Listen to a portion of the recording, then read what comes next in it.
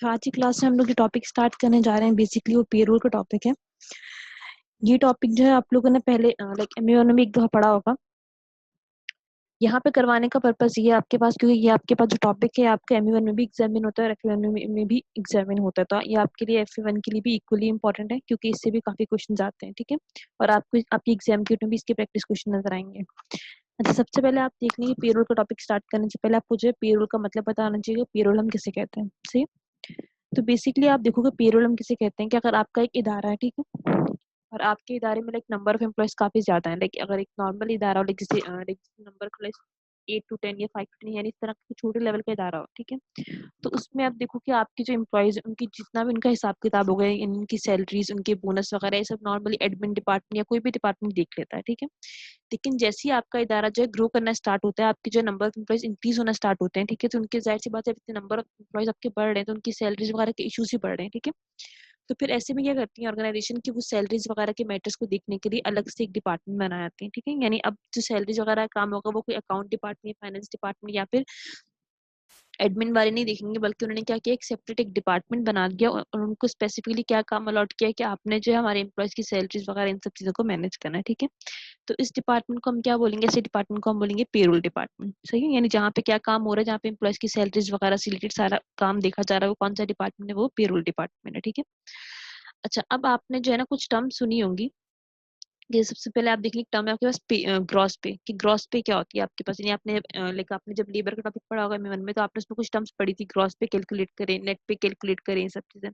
तो सबसे पहले आपको डिफरेंस क्लियर होना चाहिए कि ग्रॉस पे क्या होती है और नेट पे क्या होती है। ठीक है, अच्छा, अब ग्रॉस पे क्या होती है, बेसिकली ग्रॉस पे हम कहते हैं बेसिकली आपकी टोटल अर्निंग्स को। टोटल अर्निंग्स का मतलब क्या है कि लेटर सपोज आप एक जगह पे आज काम करने के लिए गए, ठीक है, आपको वो कह रहे थे कि हम आपको पे करेंगे $10 पर यूनिट, यानी यहाँ पे पीस का सिस्टम था, उन्होंने कहा कि आपको पे करेंगे $10 पर यूनिट के हिसाब से। ठीक है, आपने लेटर सपोज बना लिए 100 यूनिट्स, सॉरी 10 यूनिट्स, आपने लेटर सपोज कितने बना लिए, आपने 10 यूनिट्स बना लिए। ठीक है, अब देख लें आपको जो रेट दिया जा रहा है वो कितना है, 10 पर यूनिट का रेट आपको दिया जा रहा है, आपने 10 यूनिट्स बनाए। ठीक है, तो 10 पर यूनिट के हिसाब से 10 यूनिट्स के लिए आपकी पे बननी चाहिए कितनी, ₹100। सही है, यानी क्या बननी चाहिए आपकी, 100 आपकी पे बननी चाहिए। ठीक है, तो जो अमाउंट आप कमा रहे होते हैं, यानी जो आपकी टोटल अर्निंग्स बन रही होती है, वो आपकी कौन सी पे होती है, वो ग्रॉस पे होती है। ठीक है, बात समझ में आ रही है, यानी आपकी जो टोटल अर्निंग्स है, यानी जो अमाउंट आपने टोटल कमाया है वो क्या आपकी, वो ग्रॉस पे। ठीक है, अच्छा, एक पे होती है नेट पे।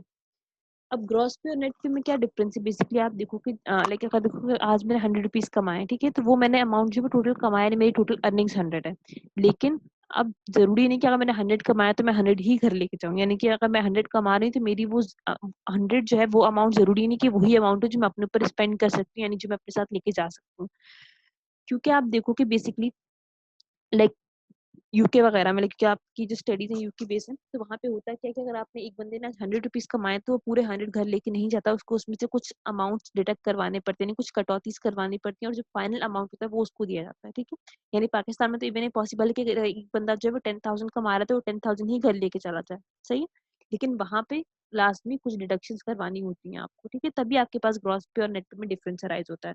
तो ग्रॉस पे हम कहते हैं बेसिकली आपकी टोटल अर्निंग्स को, यानी वो अमाउंट जो आपने कमाया। ठीक है, अब नेट पे आपकी वो पे होती है जो आप अपने साथ लेके जा सकते हो सारी डिडक्शंस करवाने के बाद। सही है, कि अगर लेटे सपोज आपने आज ₹10,000 आपने आज कमाए, नहीं को सैलरी मिली ₹10,000। ठीक है, अब वो 10,000 आपकी ग्रॉस पे होगी, नहीं वो अमाउंट जो आपने कमाया है, लेकिन अब इसमें से आप पहले कुछ डिडक्शंस करवाओगे और डिडक्शन के बाद जो फाइनल अमाउंट होगा वो आपको दिया जाएगा, तो वो आपकी क्या होगी, आपकी वो नेट पे होगी।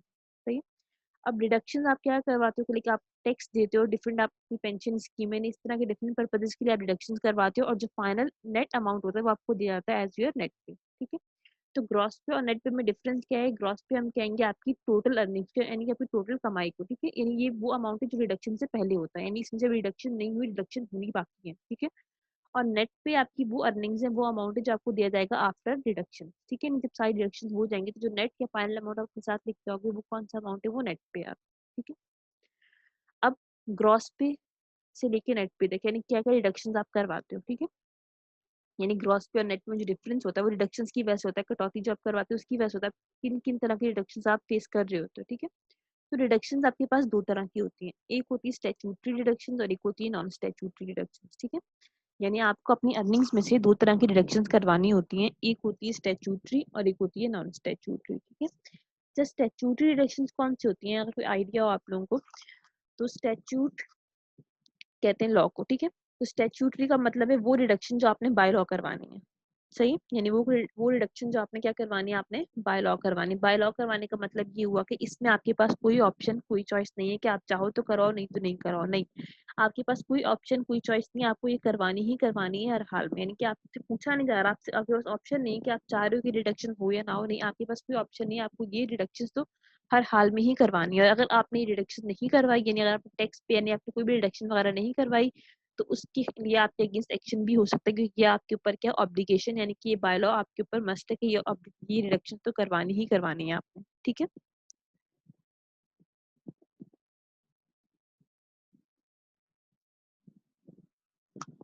बेसिकली आप देखो कि ग्रॉस पे आप कहते हो अपनी टोटल अर्निंग्स को, अपनी टोटल कमाई को, ठीक है।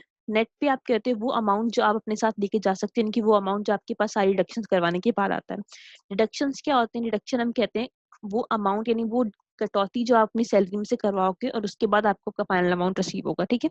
अभी जो डिडक्शन हो रही होती है ग्रॉस पे में से, दो तरह की हो रही होती है, एक स्टैट्यूटरी थी और एक नॉन स्टैट्यूटरी। अभी हमने बात की स्टैट्यूटरी के ऊपर कि स्टैट्यूटरी क्या होता है। स्टैट्यूटरी देखो, स्टैट्यूट जो वर्ड लाइक स्टैट्यूटरी का वर्ड निकला स्टैट्यूट से, ठीक है। तो स्टैट्यूट का मतलब होता है बाय लॉ, ठीक है।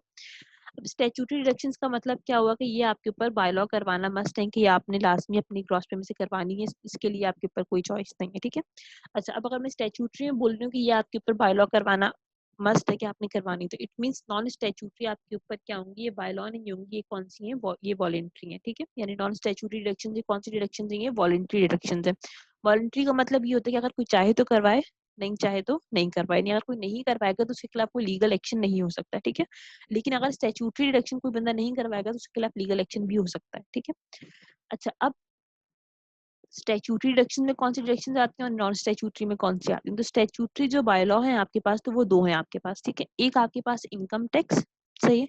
इनकम टैक्स आप कह लो कि वो टैक्स जो आपने इनकम पे करते हो, ठीक है। और ये आपके पास डिफरेंट स्लॉट्स बने होते हैं कि जिस बंदे की इनकम इस रेंज के अंदर लाई करी तो वो इतना टैक्स पे करेगा, और इस रेंज में आ रही वो इतना टैक्स पे करेगा, ठीक है। तो हर कोई अपने इनकम के अकॉर्डिंगली जो है इनकम टैक्स पे करता है, और ये एक स्टैट्यूटरी डिडक्शन ये हर हाल में करवानी है, इसके लिए इसमें आपके पास कोई चॉइस नहीं है, ठीक है।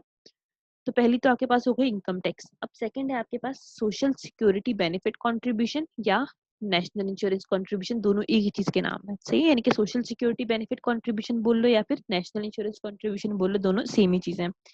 ये होती क्या है बेसिकली? ये होती है बेसिकली कि आप देखो कि अगर आप यूके वगैरह में काम कर रहे हो, ठीक है, तो वहाँ की जो गवर्नमेंट है, वहाँ की गवर्नमेंट को अपने लोगों का लाइक एहसास कह लो, यानी कि ख्याल है। ख्याल किस तरह से कि बेसिकली उन्हें पता है कि अगर आज आप एक बंदा आज वो काम कर रहा है, ठीक है, जो कमा रहा है, अपने खर्चे वगैरह पूरे कर रहा है, सब चीजें उसके लिए ठीक है, ठीक है। लेकिन अगर कल को वो ना कमा पाया, कोई एक्सपायरी रीजन का काम रुक जाए, कोई भी रीजन हो, ठीक है, वो ना कमा पाए, तो उसको तो गवर्नमेंट को पता है कि ऐसे में जो ये सिटीजन जो है हमारे ऊपर बोझ बन सकते हैं, ठीक है। तो इसलिए गवर्नमेंट ऐसे लोगों को, यानी गवर्नमेंट वहाँ के लोगों को टाइमली क्या बोलती है कि आप आज कमा रहे हो तो आज आप अपनी अर्निंग्स में से, अपनी सैलरी में से कुछ अमाउंट क्या करो, अलग से जमा करना शुरू करो। कब के लिए? अपने ही बुरे वक्त के लिए, सही कि कल को आपको नीड हो, तो आप ऐसे में आप गवर्नमेंट पे बोझ ना बनो, आप उस टाइम पे इसको यूटिलाइज कर सको, ठीक है। तो ये आपके पास क्या, ये सोशल सिक्योरिटी बेनिफिट कंट्रीब्यूशन, ये भी वहाँ पे हर बंदे के ऊपर फर्ज है कि वो अपनी सैलरी में से कुछ अमाउंट डिडक्ट करवाए, the social security benefit contribution. यानी ये एट द एंड जो है आप अपने लिए ही जमा कर रहे होते हो, ठीक है। लेकिन ये क्यों आप जमा कर रहे हो? ताकि ये आपको आपके ही बुरे वक्त में काम आ सके, ठीक है। तो सोशल सिक्योरिटी बेनिफिट कंट्रीब्यूशन या नेशनल इंश्योरेंस कंट्रीब्यूशन, दोनों एक ही चीज के नाम है, ठीक है। तो इनकम टैक्स और एनआई कंट्रीब्यूशन, ये दोनों आपके ऊपर क्या है, बाय लॉ मस्ट है कि आपने अपनी सैलरी में से दोनों अमाउंट डिडक्ट करवाने, ठीक है। अगर ये आप डिडक्ट नहीं करवाओगे तो आपके खिलाफ एक्शन हो सकता है, सही है। अच्छा, अब दूसरी डिडक्शन कौन सी? दूसरी आपके पास है non statutory deduction. Non statutory का मतलब ये कि ये वो डिडक्शन है जो आपके ऊपर क्या है, बाय लॉ मस्ट नहीं कि आपने करवानी है, अपनी मर्जी से करवाओगे, ठीक है। और अगर आप नहीं भी करवाओगे तो कोई एक्शन आपके खिलाफ नहीं हो सकता, सही है। सबसे पहले आप इसमें देख लो कौन सी है, पेंशन कंट्रीब्यूशन। पेंशन कंट्रीब्यूशन का मतलब क्या है कि बेसिकली अगर आप आज कमा रहे हो, ठीक है, तो आपने कहा कि अब मैं क्या करती हूँ, अपनी सैलरी में से हर मंथ कुछ पेंशन कंट्रीब्यूशन के नाम से एक अमाउंट डिडक्ट करवाना शुरू करवाती हूँ, और at the time of retirement में वो अमाउंट कलेक्ट कर लूंगी एज अ पेंशन फंड के नाम से, ठीक है। तो ये आपके पास क्या है, पेंशन कंट्रीब्यूशन, ये आप चाहो तो करवाओ, नहीं करवाओगे तो कोई लीगल एक्शन नहीं है। सेकेंडली आप देखो हॉलीडे स्कीम। हॉलीडे स्कीम का मतलब क्या होता है कि जैसे आप देखो कि लाइक बाहर यूके वगैरह में लोग एटलीस्ट साल में एक दफा हॉलीडेज प्लान करते हैं, ठीक है। और हॉलीडे जब प्लान करता है इंसान, तो उस टाइम पे काफी लाइक खर्चा वगैरह ये सब चीजें होती हैं। तो वहाँ पे अगर लोगों को ये लगता है कि हम एट द टाइम लाइक जब हमें जरूरत होगी, जब हमें जाना होगा, तो हम उस टाइम पे इतना बड़ा अमाउंट एक साथ अफोर्ड नहीं कर सकते, तो वो लोग क्या करते हैं कि अपनी सैलरी में से मंथली एक अमाउंट डिडक्ट करवाना शुरू करते हैं एज अ हॉलीडे स्कीम के नाम से, ठीक है। यानी वो अपनी सैलरी में से क्या करेंगे, मंथली एक अमाउंट डिडक्ट करवाना शुरू करेंगे, किस नाम से, हॉलीडे स्कीम के नाम से, ठीक है। और जब उन्हें जाना होगा फाइनली हॉलीडेज पे, तो उनके पास एक लमसम अच्छा खासा अमाउंट जमा हो जाता है हॉलीडे स्कीम के नाम से, और वो उसको उस टाइम पे यूटिलाइज कर सकते हैं, ठीक है। तो ये भी जिसको हॉलीडेज पे जाना है, जो चाहता है जमा करना अमाउंट, वो करे, जिसको नहीं करना वो नहीं करे, ठीक है। देन चैरिटी स्कीम का मतलब है कि अगर कोई चाह रहा है कि वो अपनी सोशल रिस्पॉन्सिबिलिटीज को फुलफिल करे, ठीक है। यानी अगर कोई चाहे तो, यानी अगर कोई चाह रहा है कि वो अपना सोशल जो उसके सोशल जो उसका लाइक रिस्पॉन्सिबिलिटी इसको फुलफिल करे, तो वहाँ पे लाइक कोई इंसान ये भी चाहे तो अपनी सैलरी में से कुछ अमाउंट डिडक्ट करवा सकता है किसी चैरिटी वगैरह के नाम से, लाइक अगर हमारी सैलरी में से मंथली एक लमसम छोटा सा अमाउंट डिडक्ट कर लो, किसी चैरिटी वगैरह में दे देना, तो ये क्या है, चैरिटी स्कीम के नाम से भी कॉन्ट्रीब्यूशन लोग कर पाते हैं, ठीक है। बट ये भी अगेन नॉन स्टैट्यूटरी, कोई चाहे तो करे वरना ना करे, ठीक है। अच्छा, फिर आप देखो कि स्टैट्यूटरी तो आपके पास दो हैं, एक इनकम टैक्स और एक सोशल सिक्योरिटी बेनिफिट कंट्रीब्यूशन, या उसी का दूसरा नाम एनआई कंट्रीब्यूशन, ठीक है। तो स्टैट्यूटरी तो सिर्फ आपके पास ये दो ही आपको नजर आएंगे, ठीक है। लेकिन नॉन स्टैट्यूटरी अभी कौन सी आ गई है, वॉलंटरी आ गई, नहीं, ये आप अपनी चॉइस के अकॉर्डिंगली करवाते हो। तो इसकी कोई लिस्ट नहीं है, किसी भी नाम से आ सकती है, जैसे मैंने कुछ एग्जाम्पल दी, पेंशन कॉन्ट्रीब्यूशन हो गई, हॉलीडे स्कीम हो गई, चैरिटी स्कीम हो गई, इसके अलावा कोई भी आपके पास वॉलंटरी आ सकती है, ठीक है। क्योंकि ये कोई बाय लॉ चीज नहीं है, आप अपनी मर्जी से करवा रहे हो, तो आप अपने हिसाब से किसी भी चीज के लिए आप ये करवा सकते हो, ठीक है। तो इसकी कोई फिक्स नंबर नहीं है, इसकी कोई पर्टिकुलर लिस्ट नहीं है, आपके पास किसी भी नाम से आ सकती है। लेकिन स्टैट्यूटरी सिर्फ दो ही होंगी, एक इनकम टैक्स और एक सोशल सिक्योरिटी बेनिफिट कंट्रीब्यूशन, ठीक है। तो अभी तक हमने क्या डिस्कस किया, सबसे पहले कि ग्रॉस पे क्या होती है। ग्रॉस पे आप कहते हो आपकी टोटल अर्निंग्स को, टोटल कमाई को, यानी वो अमाउंट जो आपने कमाया होगा, सही, यानी कि इसमें से अभी तक कोई डिडक्शन नहीं हुई भी, यानी वो नेट अमाउंट, यानी वो अमाउंट जो आपने कमाया है वो क्या आपकी ग्रॉस पे है। फिर उस ग्रॉस पे में से आप डिडक्शन करवाओगे। डिडक्शन कितनी तरह की, डिडक्शन दो तरह की है, स्टैट्यूटरी और नॉन स्टैट्यूटरी। स्टैट्यूटरी जो बाय लॉ है, और नॉन स्टैट्यूटरी जो वॉलंटरी होती है। स्टैट्यूटरी आपके पास दो है, इनकम टैक्स और सोशल सिक्योरिटी बेनिफिट कंट्रीब्यूशन। और नॉन स्टैट्यूटरी कोई पर्टिकुलर लिस्ट नहीं, कुछ एग्जांपल दी मैंने आपको, पेंशन कंट्रीब्यूशन, हॉलिडे स्कीम वगैरह के नाम से, ठीक है। तो ग्रॉस पे में से आप रिडक्शन करवाओगे, उसके बाद आपके पास क्या आएगी, आपकी नेट पे, नहीं वो अमाउंट जो फाइनली आप अपने ऊपर स्पेंड कर सकते हो, अपने साथ घर लेके जा सकते हो, ठीक है। अच्छा, फिर एक चीज होती है pay slip. Pay slip basically कुछ भी नहीं है, जैसे एक सोर्स ऑफ डॉक्यूमेंट है। सोर्स ऑफ डॉक्यूमेंट का मतलब है कि आपको पता है कि जो ऑर्गेनाइजेशन होती हैं, जो इदारे होते हैं, उसमें हर चीज की प्रॉपर डॉक्यूमेंटेशन हो रही होती है, सही है। तो जब आपने एम्प्लॉय को सैलरी भी दे रहे होते हैं, तो उसकी भी एक प्रॉपर डॉक्यूमेंटेशन हो रही होती है, तो उसकी प्रॉपर रिकॉर्डिंग हो रही होती है। और जब आपने एम्प्लॉय को सैलरी देते हो, तो उसके बाद में उसको एक सोर्स ऑफ डॉक्यूमेंट भी देते हो, यानी एक स्लिप देते हो, ठीक है। उसके ऊपर क्या मेंशन होता है, उसके ऊपर जैसे आप मेंशन होता है कि आपकी ग्रॉस अर्निंग्स कितनी थी, यानी क्या अमाउंट आपने कमाया, यानी कितना अमाउंट आपने कमाया था, ये मेंशन होता है। कितना अमाउंट उसमें से डिडक्ट हुआ, और किस किस चीज के लिए डिडक्ट हुआ, यानी कितना इनकम टैक्स डिडक्ट हुआ, कितना आपके पास पेंशन कंट्रीब्यूशन डिडक्ट हुआ, कितना आपके पास एनआई कंट्रीब्यूशन डिडक्ट हुआ, यानी कि कितने कितनी डिडक्शन हुई, ठीक है। और कितना नेट अमाउंट हमने आपको हैंड ओवर किया, यानी क्या नेट पे आपको दी गई, ठीक है। तो आपकी सैलरी से रिगार्डिंग सारी डिटेल मेंशन होती है किसके ऊपर, आपकी पे स्लिप के ऊपर, ठीक है। पे स्लिप क्या, सिंपली जस्ट एक सोर्स ऑफ डॉक्यूमेंट है, यानी कि it is a source of document in which details of gross पे, डिडक्शन एंड नेट पे इज गिवन। सही है, यहाँ तक क्लियर है।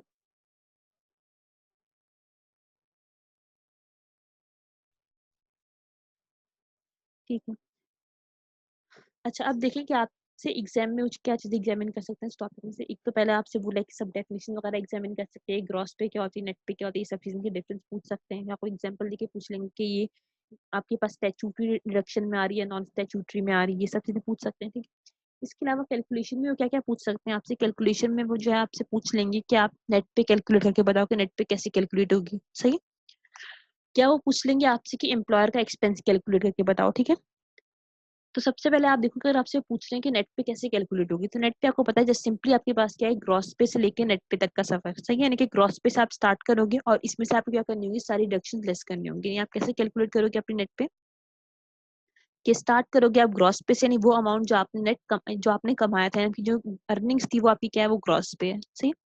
फिर इस अर्निंग्स में से क्या लेस करोगे आप, सारी डिडक्शन। डिडक्शन का मतलब है कि आप चाहे वो स्टैट्यूटरी करवा रहे हो, आप स्टैट्यूटरी हो रही हो, या फिर आप जो नॉन स्टैट्यूटरी करवा रहे हो, वो सब, यानी कि ग्रॉस में से आप सारी डिडक्शन लेस करोगे, चाहे वो स्टैट्यूटरी हो चाहे वो नॉन स्टैट्यूटरी हो। तो जो नेट आपके पास अमाउंट होगा आएगा, वो क्या होगी, वो आपकी वो नेट पे होगी, सही है। यानी नेट पे क्या आपके पास सिंपली वो अमाउंट जो आपने साथ लेके जाओगे, तो वो कैसे आता है कि ग्रॉस में से आप जब सारी डिडक्शन लेस कर दोगे, तो आपके पास आपकी नेट पे आ जाएगी, ठीक है। अच्छा, फिर एक चीज जो कैलकुलेट करने के लिए आती है आपके पास, वो क्या है आपके पास, वो आपका एम्प्लॉयर का एक्सपेंस पूछ सकते हैं आपके आप एम्प्लॉयर का एक्सपेंस कैलकुलेट कर दो कि आपकी बस से आपके एम्प्लॉयर का कितना एक्सपेंस इनकर हुआ, ठीक है।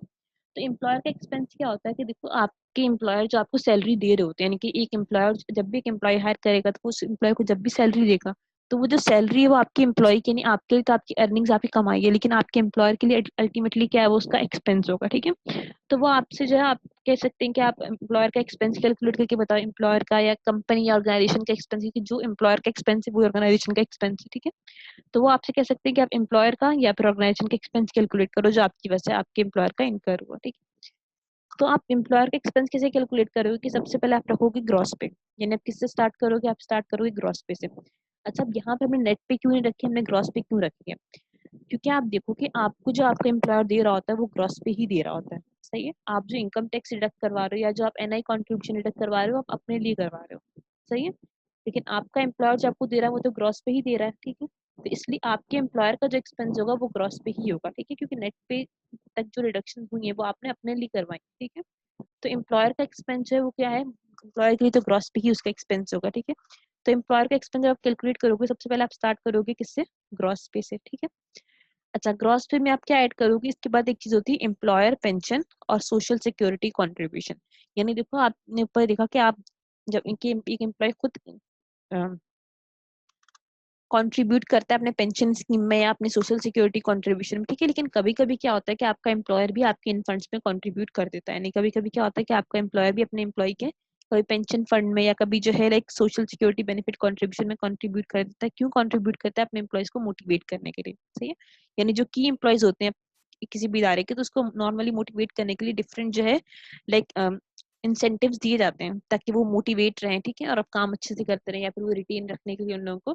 तो इसी वजह से कभी कभी आपका जो एम्प्लॉयर होता है वो भी क्या करता है कि वो अपने एम्प्लॉयज के पेंशन फंड में या सोशल सिक्योरिटी बेनिफिट कंट्रीब्यूशन में कुछ अमाउंट कंट्रीब्यूट कर देते हैं। ठीक है, तो वो जो कंट्रीब्यूशन एम्प्लॉयर कर रहा होगा वो भी उसके लिए क्या होगा, उसका वो एक्सपेंस ही होगा। ठीक है, तो एम्प्लॉयर का एक्सपेंस जब भी कैलकुलेट करना हो तो आप स्टार्ट करोगे ग्रॉस पे से।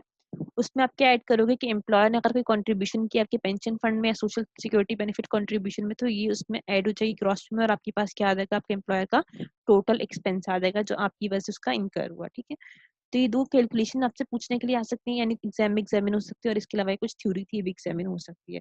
यहाँ तक सब क्लियर है तो टेक्स्ट करते हैं, फिर आगे कंटिन्यू करते हैं। ठीक है, अच्छा, आप इसी कुछ प्रैक्टिस क्वेश्चन प्रैक्टिस कर लेते हैं किस तरह क्वेश्चन आपके एग्जाम में एग्जामिन हो रहे हैं। ठीक है, कुछ क्वेश्चन आपके एग्जाम किट के भी होंगे ताकि जब आप एग्जाम किट लेके बैठे तो आपको उन्हें मसला ना हो। वन बाय वन हम क्वेश्चंस को डिस्कस करेंगे। ठीक है, और आप उन क्वेश्चन का आंसर पे चैट बॉक्स में दीजिएगा। ठीक है, और अगर किसी आंसर गलत होगा तो मैं एक्सप्लेन भी कर दूंगी। सबसे पहले आप देखो, कॉपी करने की नीड नहीं है, ऊपर सब डेटा तो आपको एट द एंड जो है फाइल ट्रांसफर हो जाएगी।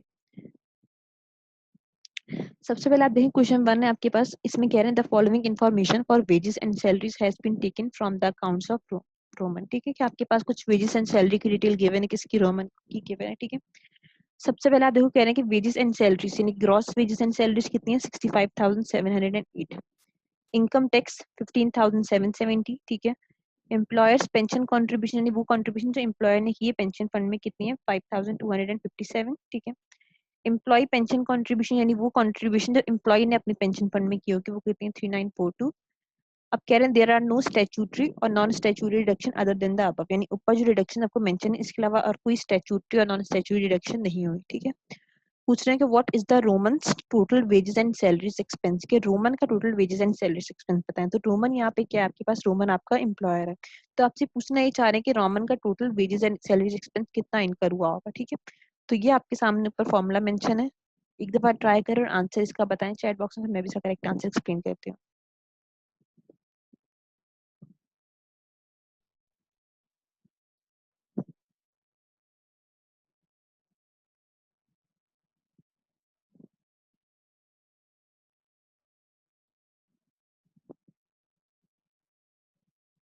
जी, क्वेश्चन वन का आंसर जिन लोगों ने ए मेंशन किया बिल्कुल करेक्ट आंसर है।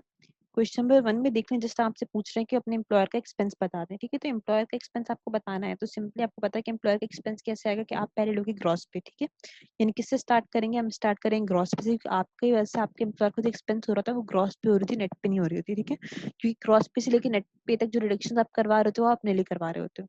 तो सबसे पहले जो ग्रॉस पे है ये आपके एम्प्लॉयर का एक्सपेंस होगी। ठीक है, फिर आप देखो इनकम टैक्स, इनकम टैक्स ये वो टैक्स जो आपके एम्प्लॉयज ने डिडक्ट करवाया होगा अपनी सैलरीज में से, तो वो ग्रॉस पे में से ही डिडक्ट हुई है, ठीक है।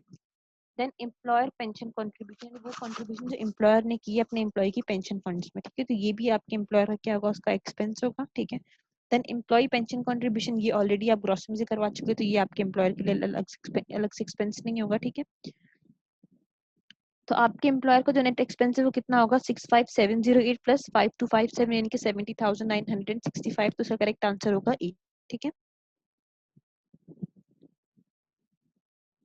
क्वेश्चन नंबर सबको क्लियर है? अच्छा, अब क्वेश्चन नंबर 2 में आ जाए। इसमें कह रहे हैं कि Jasminder had correctly recorded wages and salaries expense of 32,000 in her account, यानी कि जसमिंदर यानी कि आपके एम्प्लॉयर की बात करें कि employer has recorded wages and salaries expense of 32,000 in her account, ठीक है। She only has two employees who each earn gross salary of 14,000 per month, यानी जो एम्प्लॉयर है उसने जो है जो एक्सपेंस रिकॉर्ड किया वो कितना रिकॉर्ड किया, 32,000 पर मंथ के हिसाब से उसने जो है लाइक अपना salaries and wages expense record किया। अब कह रहे हैं कि उसके जस्ट 2 एम्प्लॉयज थे और हर एम्प्लॉय को वो सैलरी दे रहे हैं 14,000 पर मंथ के हिसाब से, ठीक है। तो इट मीन्स कि उनका जो सैलरी एक्सपेंस बना यानी ग्रॉस पे जो उनकी बनी वो 28,000 बनी, यानी आप देखो कि उन्होंने जो wages and salary expense record किया वो 32,000 की है, सही है। बट जो उनकी ग्रॉस सैलरीज बनी दोनों एम्प्लॉयज की वो जस्ट 28,000 बन रही है। तो अब यहाँ पे देखो आपके पास डिफरेंस कितने का आ रहा होगा, डिफरेंस अराइज हो रहा होगा दोनों चीजों में 4,000 का, कि आप जो वेजेस एंड सैलरीज का अपने जो टोटल एक्सपेंस रिकॉर्ड किया वो 32,000 है, हालांकि जो दोनों एम्प्लॉय की ग्रॉस पे मिला के वो बन रहा है 28,000, तो डिफरेंस अराइज हो रहा है कितने का, 4,000 का, ठीक है। अब पूछ रहे हैं कि which of the following could explain the difference between the gross salaries and total wages and salaries in the account, यानी कि किस इन 4 रीजंस की वजह से कौन सा एक रीजन है कि जिसकी वजह से डिफरेंस अराइज हो सकता है ग्रॉस सैलरीज में से और जो टोटल वेजेस एक्सपेंस आया उसके अंदर, ठीक है। सबसे पहले ये कह रहे हैं कि एम्प्लॉय पेंशन कंट्रीब्यूशन की हो सकता है, एम्प्लॉय की कोई पेंशन कंट्रीब्यूशन हुई हो। देन जसमिंदर ड्राइंग, ठीक है, कि जसमिंदर यानी कि ओनर ने कुछ ड्राइंग्स वगैरह की हो। Then pension contribution paid by Jasminder on behalf of her employee के, जसमिंदर यानी कि एम्प्लॉय ने हो सकता है कुछ कंट्रीब्यूशन की हो अपने एम्प्लॉय के फंड के अंदर, ठीक है। And employee income tax payment, कि एम्प्लॉय की इनकम टैक्स पेमेंट, ठीक है। तो इन चारों में से आप काइंडली एक दफा इसको देखें और बताएं कि कौन सा एक रीजन हो सकता है डिफरेंस अराइज होने का।